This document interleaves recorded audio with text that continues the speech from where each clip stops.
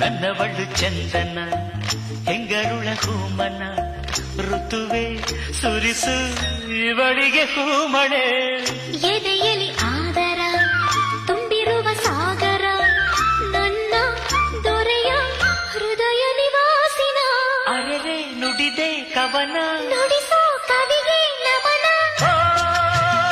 ಮಹಾಮೇಘಗಳೇ ಅಸ್ತು ದೈವಗಳೇ ಇಂಥ ಆಂತರ್ಯದ ಸೌಂದರ್ಯದ ಸೊಬಗು ಕಂಡಿರ ಎಲೆ ಹೊಂಬಿಸಿಲೆ ಎಲೆ ತಂಬೆಲರೆ ಇಂಥ ಜೋಡಿ ನಾ ಎಲ್ಲಾರ ಕಂದಿರ